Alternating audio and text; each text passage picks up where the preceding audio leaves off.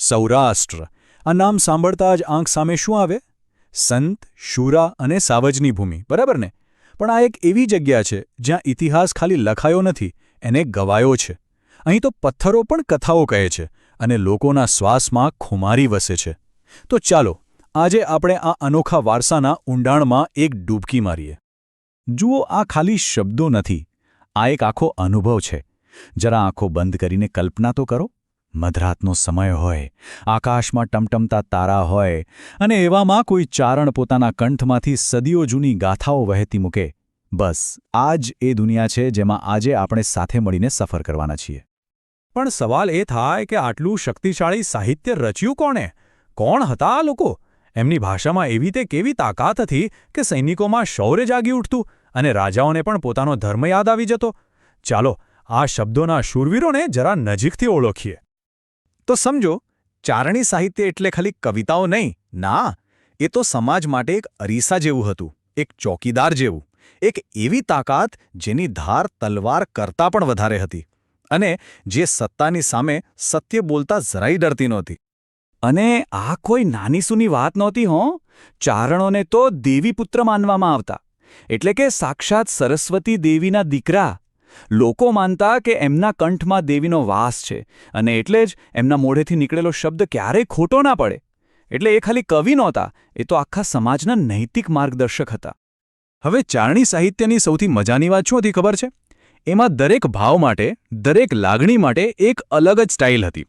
જેમ કે જ્યારે વીરતા જગાવી હોય, યુદ્ધનું જોશ ભરવું હોય, ત્યારે ઢીંગળ શૈલી વપરાતી. એના શબ્દો એટલા કઠોર હોય કે જાણે યુદ્ધના નગારા જ વાગી રહ્યા હોય. અને બીજી બાજુ જ્યારે પ્રેમ કે ભક્તિની વાત કરવી હોય ત્યારે એકદમ મધુર, પિંગળ શૈલીનો ઉપયોગ થતો. તો આટલું બધું શક્તિશાળી સાહિત્ય એ કયા સ્વરૂપમાં લખાતું હતું? એના મુખ્ય ઘટકો કયા હતા? ચાલો હવે એના મૂળભૂત એકમોને સમજીએ, એટલે કે દુહા અને છંદને, જે આખી પરંપરાનો પાયો છે. દુહો, એને તો લોક પરંપરામાં એટલું ઊંચું સ્થાન મળ્યું છે કે એને 4 વેદની બરાબરીનો દરજ્જો આપીને 10મો વેદ કહ્યો છે. અને આ કોઈ ખાલી વખાણ નથી હો. આ તો એ વાતની સાબિતી છે કે દુહાની અંદર જીવનનું કેટલું ઊંડું જ્ઞાન અને સત્ય છુપાયેલું છે.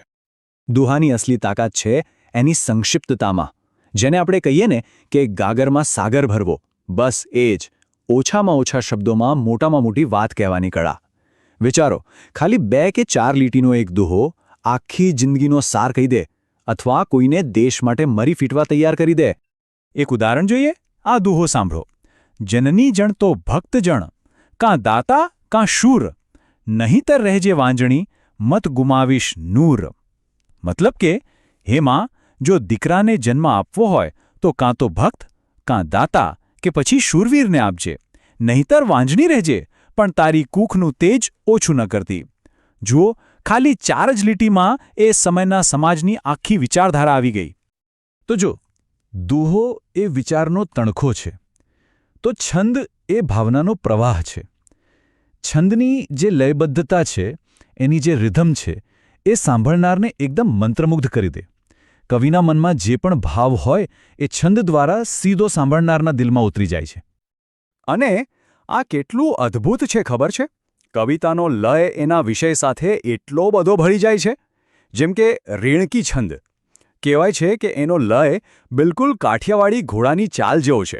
એટલે જ્યારે એ ગવાઈને ત્યારે આપણને એવું જ લાગે કે આપણી આજુબાજુ ઘોડાઓ દોડી રહ્યા છે. આ જ તો છે શબ્દોનો જાદુ. તો હવે આપણે દુહા અને છંદ વિશે તો જાણ્યું. ચાલો હવે એ જોઈએ કે આ બંનેનો ઉપયોગ કરીને કેવી અમર શૌર્ય ગાથાઓ રચાઈ. આ એ જ કથાઓ છે જેણે સૌરાષ્ટ્રના ખુમારી ભર્યા ચરિત્રનું ઘડતર કર્યું છે.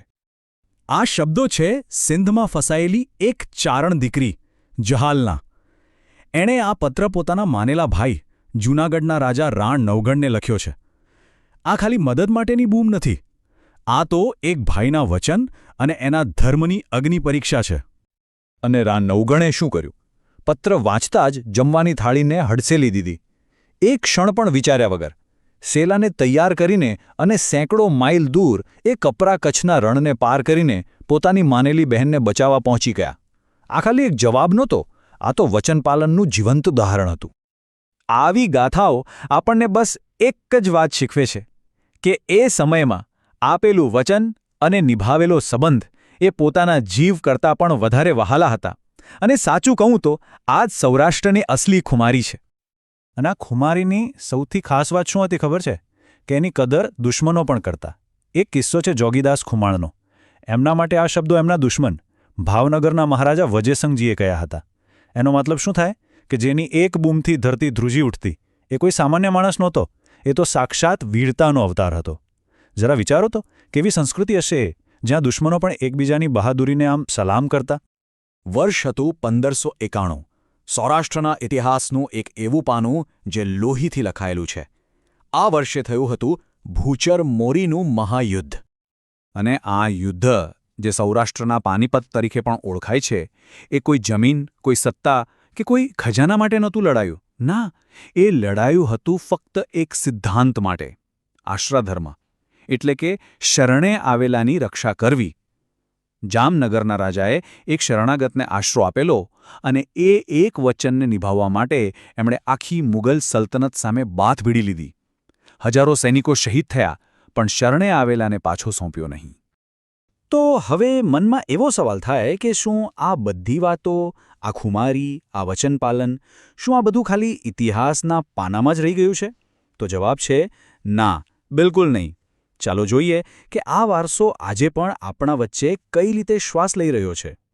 આધુનિક સમયમાં આ પરંપરાની મશાલ જેમના હાથમાં હતી, એ હતા આપણા સૌના આદરણીય કવિ સંત પદ્મશ્રી દુલાભાયા કાગ, જેમને આપણે પ્રેમથી કાગબાપુ કહીએ છીએ.